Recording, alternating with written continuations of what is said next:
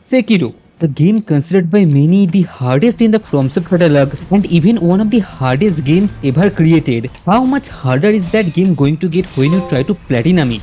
After finishing my platinum trophy with Bloodborne pretty easily, I was looking for my next FromSoft game to get all the trophies in, and when I saw Sekiro only had 34 trophies, I thought this was going to be a cakewalk, not realizing the hours of agonizing pain and suffering waiting for me. And if you have not platinum Sekiro yourself, you might be thinking I am talking about Isshin or Owl for the fight, but no, they were not the ones I would consider the hardest achievements in the game at all. But let's start from the beginning. Sekiro is the odd one when it comes to the Soulsborne library. Some even won't consider it a Souls game. But we are not here to debate whether it's a Souls game or not. I have also heard people call it the grounded one, and yeah, I could agree to that if you ignore the giant monkey, giant fish, giant snake and the immortal dragon running around. But it is different than the Soul series, Bloodborne or Elden Ring. As in, you're not the underdog anymore trying to fight the immortal gods. No, but for the first few hours of the game, you are actually Solid Snake. Because if you are anything like me and you suck at rhythm games, you have not got the parry timings yet. So your best option is trying to sneak past them and get as many sneaky kills as you can so you can reach the boss and then get absolutely demolished by the boss. This is also the only FromSoft game I played that is so story focused, where you can almost get all of the lore by just playing the game and don't have to watch a 2-hour long Vidya video to understand what the hell just happened. So after reaching Kuro and getting our sword and the very first free trophy, we make our way to Genichiro, who's basically the Sasuke to our Naruto, considering how many times we have to fight him. And since I saw so many challenge runners beat him without an issue, I was like, surely I can do it too.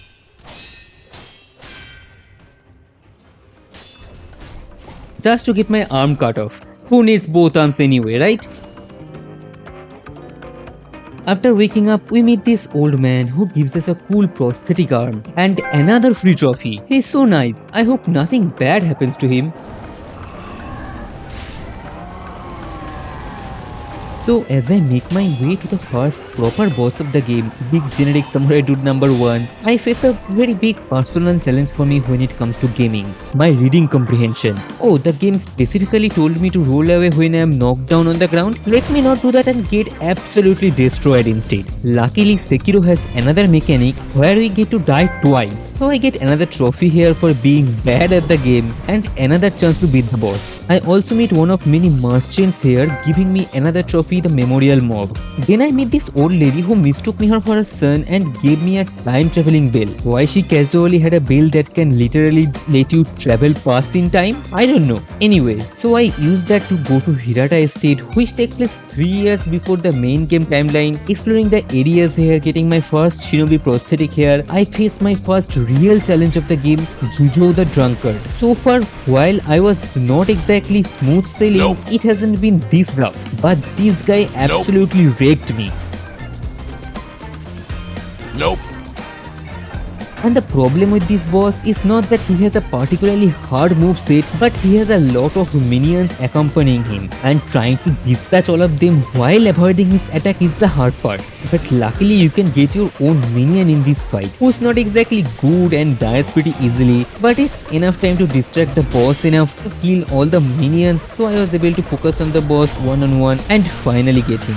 So after having such a hard time with this boss, I decided to go back to the main game for a while. And honestly, after Jujo, the main game started to feel easier. And the first trophy boss, Gyobo, was even easier. He just runs around, and if you are close to him, his attacks are just going to miss. You can stun lock him with the firecrackers and just wail on him. And so I was able to get him first try.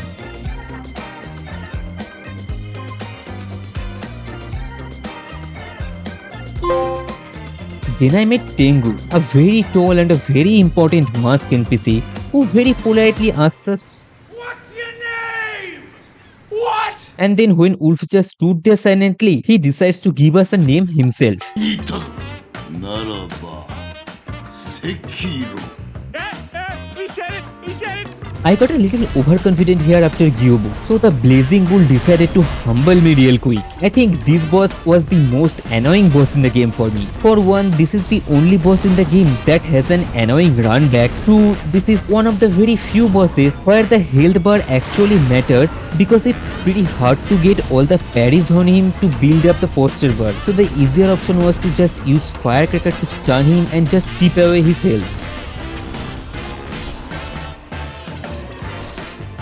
After enduring the bull, I didn't want to leave Hirata Estate incomplete anymore, so I went back to face Lady Butterfly. Now Lady Butterfly was a very different fight than anything I experienced so far. Not because it is harder, but it is more of a gimmicky fight, where she summons illusions on her second phase and you need to use snap seeds to make them go away. And since I have a bad hoarding problem where I never use items just in case I might need them later, I was having a bit of an issue here. But I found another solution for the problem. If you just run around the arena for a minute, the summons disappears on their own and then you can take her one-on-one, making the fight so much easier. So I was able to finally get her and the trophy, the Phantom Lady Butterfly, and also a sword in the bag. I wonder who that could be. And now it was time for the boss that is considered the skill check boss of Sekiro by many. It was time for round 2 with Genichiro Ashina. Round 2. Fight! This is where the game challenges you to actually engage with the mechanics and learn the game. No more shortcuts or spamming tools. You actually have to learn to parry and have to use the Mikiri counter properly, and boy, it was hard. I struggled for over an hour before I finally managed to get him. Well, never mind. There's another phase. This phase is a gimmicky move like Lady Butterfly, where you can use reverse lightning and use his lightning against him. But for some reason I just completely ignored it. But this phase was actually easier, and I think no other boss in the game embodies the hesitation is defeat mentality better than Genichiro. Yeah, he has a lot of moves, but if you don't hesitate and keep attacking him instead of just waiting to parry his attacks, you would cancel 80% of his attacks, making the fight much easier. And when I finally managed to beat him for real, it felt so good and felt like I was actually learning the game. I got the trophy Master of Arts for upgrading one of my skill trees to the fullest and moved to the stupidest fight in the game, the folding skin monkeys. This fight is just straight but troll fight, and there's somehow a trophy boss too. But this fight unlocks probably the most overpowered mechanic in the game, the Mortal Blade.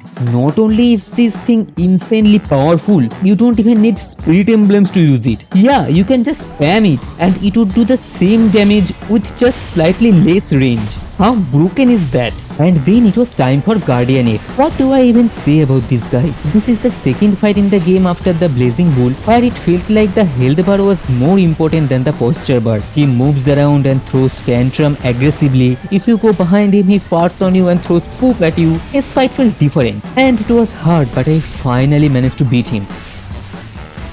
Oh wow, he was not a trophy boss. Of course he has another phase. I swear to God, in this whole game he was actually the only boss that made me want to quit the game. The tears he made me shed, and he was not even the boss that took me the longest to beat. But after many trials and errors and nearly 2 hours of pain, I finally managed to beat him. I never had to see him again. Then I got another trophy for collecting all the prosthetic tools in the game. And now it was time for me to move on. The monkey is still not dead. Honestly, after the 2 hours of prior torture, I was actually pretty familiar with his moveset, and I was doing pretty good and thought I would get him first try. Can't believe that it's finally me and you and me, just us and your friend Steve. Adding the second one made things more complicated, and I have never been a gang fight fan in any Souls games. Trying to focus on one of them made me get hit on the back by the other, and it just made me want to pull all of my hair from my head. But once I tried to separate them by running around the arena and killing the non-boss monkey first, the strategy finally worked, and after another 20 minutes I finally managed to kill the monkey permanently this time. And I got 2 trophies, Guardian Ape Immortality Severed and all ninjutsu techniques. Damn right I deserve 2 trophies after putting up with that. And here is one of the 2 instances where I actually felt bad for getting a trophy. It was for killing the Great Serpent. Yeah, he tried to kill me, but he was also just kinda minding his own business when I jumped from the sky and just impaled him on the head. But no time to dwell when we have our son to save. So I fight a projected version of the corrupted monk. He is pretty easy and not a trophy boss, but he is mandatory for the story progression because you need the rock he is guarding, which you need for something. This changes the world around us and also triggers the next phase of the game. And surprise, surprise, Daddy is back from the dead. And it was him who backstabbed us all those years ago. And now he wants Wolf to join him and kill our own adopted son? No, screw you, Dad. Go hang out with Darth Vader at the worst dad club or something. And honestly, this fight was surprisingly easy for me. His attacks are pretty easily parryable and he does throw tools of his own, but he is so slow because he is like 90 years old. They were also easy to dodge. It didn't take me longer than 10 minutes to get him. And I felt pretty proud of myself because I read on Reddit that Owl is supposed to be really hard and some even considered him the hardest, and I got him so easily. There's no way there's like another harder version of him, right? Then I got picked up by a giant rope who exists here for some reason and I have no idea who this guy is, who teleports me to the final area of the game, the Fountainhead Palace, which is definitely the most beautiful area in this game. And I got the trophy Ashina Traveler for discovering all the areas. And here I also fight the real corrupted monk. And while he seems intimidating at first with his 3 health points visible from the start, and I did launch myself off the bridge a couple of times, this fight is also not that hard like his projection. He has a pretty easy combo to read and he does get invisible attacks on his second phase, but they are also pretty easy to dodge if you just hop around the tree like Spider-Man. And this time he is a trophy boss, so I get the corrupted monk trophy for beating him, and with that we have 17 out of 34 trophies now, so we are halfway towards the platinum. I went back to Hirata Estate to face with Daddy Dearest again. Yep, Owl is back and this time he is stronger than ever. This is Owl in his prime. He is faster, stronger and hits like an absolute truck. But that did make me wonder, considering this is only 3 years ago, what happened to him in those 3 years? Wow, Bill, looks like you had a rough 4 months. It was actually a great 3 months and then one really bad one. Okay. How did this guy go from picking Deathstroke to a senior citizen in just 3 years? Anyway, when people say Owl Father is the hardest fight in the game, I absolutely agree with them. This guy is on another level. He definitely felt like the Nameless King, the Millennia, that optional boss in this game. Well, you do need to beat him if you want to platinum, but we don't need to beat him to finish the game. And FromSoft always use that excuse to create a masterpiece of a boss. Owl Father is hands down one of the best bosses I have ever had the chance to fight. There is no shortcut, no cheese here that is going to save you. You just have to get good. And this fight literally took me hours to beat. I died countless of times because I just couldn't figure him out at first. His voice recovers so fast, and when I tried to rush to keep his posture but to not decrease, I got careless. Owl Father is him. If Genichiro was about learning to not be too cautious, this fight was about learning how to have patience. There is a solution to every problem he throws at you. Yes, his posture bar recovers fast, but that doesn't mean this fight suddenly becomes a health bar fight. No, just get his health bar down to mid health and suddenly you can build up his posture bar way faster. Yes, he throws your own tools that you have been using at you, like the firecrackers, but you can also use them to manipulate the distance between you, forcing him to use his thrust attacks so you can use Mikiri counter. I was stuck here for nearly 4 hours. I died so many times, but I learned, I got better, and when I finally managed to beat him, after so many tries, I did it without needing a single resurrection. And God, it felt good. It felt satisfying in a level that after playing Souls games for so long, I can't even compare it to anything else. This fight was absolutely perfect and hands down my favorite fight in the game. After that, I upgraded my healing flask to the maximum level and got the trophy Ultimate Healing Coat. And then I got the second trophy in the game that made me feel bad. I had to kill Nemo. Yeah, he attacked me like the snake, but only because I invaded his home. But unfortunately, he needed to die for the platinum. Rest in peace, Nemo. And then it was time for the most cinematic fight in the game, the Divine Dragon. There is not much to say about this boss. This boss is easier than the tutorial boss. This is just a spectacle fight, but we do get another trophy and the world changes again. Badly this time. Isshin dies and the Interior Ministry takes this opportunity to invade Ashina. This man was such an absolute legend that even though he was old as hell, the ministry waited till they were certain that he was dead to invade. I sure would hate to fight this guy on his prime. I also fought some mini bosses here to get the remaining prayer beads. There's nothing really special about them. I have fought some versions of them at least twice already. And I upgraded my attack power to the maximum and got the trophy Peak Physical Strength. And now it was time for Demon of Hatred. I have heard this is the most hated boss in Sekiro, and I can see why. Everything you learned so far, parrying, Mickey counter, positioning, being aggressive, everything just goes out of the window with this fight. FromSoft always manages to add one boss that feels it doesn't belong here with the mechanics and the rest of the bosses in the game. There was Lawrence in Bloodborne, and here it is Demon of Hatred in Sekiro, who feels like it belongs in Dark Souls. But that being said, and don't crucify me for this, I actually kinda loved this fight. Yeah, I struggled a bit at first, but once I used the fireproof umbrella, things became a lot more fun. And since my attack power was maxed out, I was also deleting his health bar pretty fast. He probably would have been a better fight if he had 2 health bars instead of 3, but I still enjoyed it a lot and finally managed to get him and get the trophy Demon of Hatred. Wait, why did he thank me for killing him? Who is he?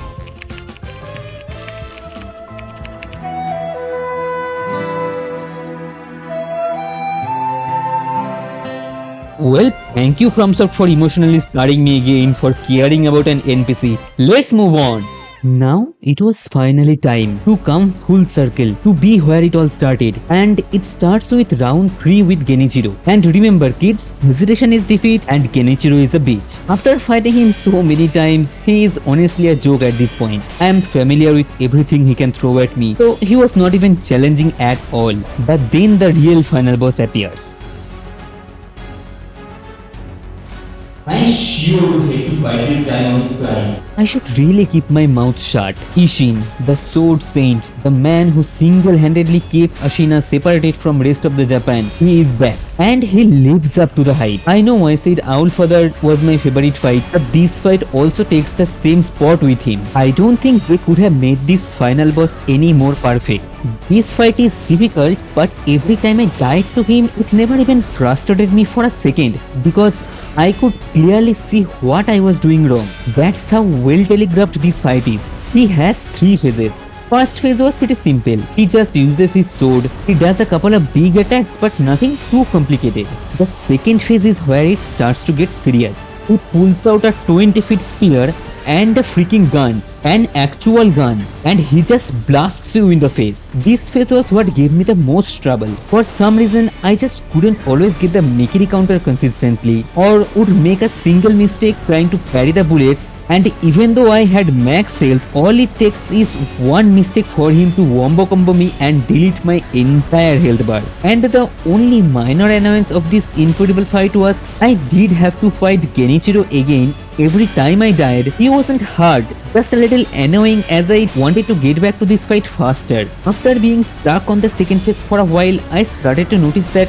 since his spear is 3 times my size, if I stayed close to him, he won't do a lot of his spear attacks, making the fight a lot simpler. Hesitation is defeat, so if you don't hesitate to be a little more aggressive, you are going to do better. God, I love this game.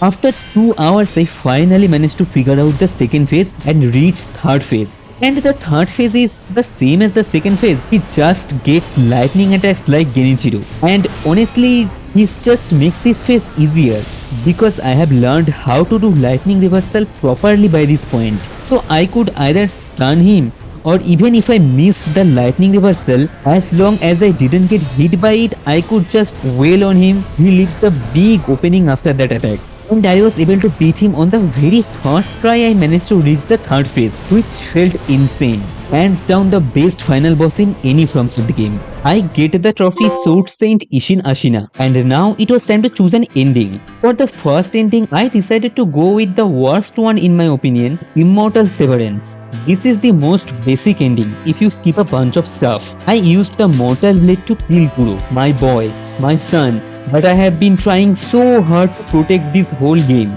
This way his immortality would be severed and he could actually die and he no longer have to suffer through being kidnapped and used by everyone. But it is implied that immortality still lingers and it would find a new heir and the circle would start again with Wolf taking the sculptor's place. And then it was time for NG Plus and go for the other endings. And I decided to tackle the hardest two achievements by far in the game, Master of Prosthetics and Height of Technique. And I think I lost at least 20 years of my life trying to get these two achievements, especially Height of Technique. Master of Prosthetics is hard. You need to get a Lazulane upgrade which gives you Lazulane upgrade trophy, but it was still manageable with the Demon Bell charm which increases the drop rate. But Height of Technique is pure torture. I should have done this after getting all the other trophies in NG Plus 3 or something, but I decided to do it here and god, that was such a big mistake. You need skill points, a lot of skill points to unlock all the abilities, but that is not the problem. Problem is, the more skill points you get, the more XP you need for the next skill point. To put that in perspective, when I first started the game, I needed 500 XP for my very first skill point. And by the time I was doing the actual farming, I needed like 50,000 XP for just one skill point. And it felt like the closer I started getting to reach my goal, the farther it seemed to move. It was like I was chasing after a water bottle in the middle of a desert. It was absolutely exhausting. It was boring as hell, and the only part of this platinum journey that I absolutely hated. The next parts were pretty easy compared to the torture I just endured. I rushed and skipped over most of the game to reach the endings. This time I got the Purification ending, where instead of killing Kuro, Wolf opts himself, giving Kuro the chance to live a normal life. I didn't understand how it worked, but this is the only ending where Kuro gets a happy ending. Next run, I got the Dragon's Homecoming ending, and this one is even more confusing. Kuro gets absorbed by the Divine Child and we live with her on a new quest, probably in Sekiro 2, which we will definitely get. Trust me, my uncle works in FromSoftware. And now it was time for the most unique ending in the game, the ending that basically removes half of the game. It was time for Shura. This is basically what if we sided with our father of the year dad and betrayed Kuro, and instead of fighting Owl here we fight Emma, which honestly made me really sad. Emma was my favorite NPC. She is just a kind doctor who wants to save Kuro and everyone, and to betray her, to raise our sword against her felt wrong. But her boss fight is really cool though. It's not hard, but it felt very smooth. In a way, this fight reminded me of Lady Maria a lot, where the fight is not very hard, but it feels very satisfying when you parry her or dodge her because how in sync you feel with her. After like 20 minutes I managed to get her, and now it was time to face Grandpa himself. A proper round 2 with Isshin Ashina. Not the sword saint, but the senior citizen one. Even though he is so old, he absolutely roasted me. The first phase is similar to what Emma does. He just has the brain to dodge some of our attacks, but the second phase he just becomes a firebender. And I struggled a lot in this phase until I remembered about the fireproof umbrella and just spammed the mortal blade to send him into oblivion. But it still took me over an hour to beat him. This fight was good, but definitely not as good as Prime Isshin. And with the final obstacle on his path dead, Owl laughs and gets ready to start his evil monologue as how he is going to become immortal and rule Japan. And then bam, it was now his turn to get a sword plunged into his back. And this time it was us. To the horror of both Owl and Kuro, we have become the Shura. And to my understanding, Shura is an immensely powerful immortal being who gets possessed by the god of war of Buddhism, who just starts mindlessly killing everyone in his way, not even knowing why, as he can no longer distinguish between friends and foe. The sculptor, our old friend, was a failed Shura who was stopped by Isshin. But now, with every possible people who could have stopped Wolf being dead, a truly dark and horrible fate awaits Japan. And with that, we reach the end of our journey to get the remaining trophies. Isshin Ashina, Man Without Equal, Shura, and finally for collecting all the trophies, the final trophy Sekiro. And our platinum is complete. Man, what do you even say about this game? I have heard people say how Sekiro ruined combat for them because no one can come close to this game's perfection. And yeah, I felt that at that moment. This was a truly perfect game. This game was certainly a challenge for me. I considered giving up at certain points, but I'm so glad that I didn't, because the dopamine rush that I got from seeing the platinum was just on another level. But that will be it for me today. If there are any other games you would like to see me platinum, let me know in the comments. Don't forget to like and subscribe if you enjoyed the video. I am Gaurav, this is the Bonfire Keeper, and I will see you next time.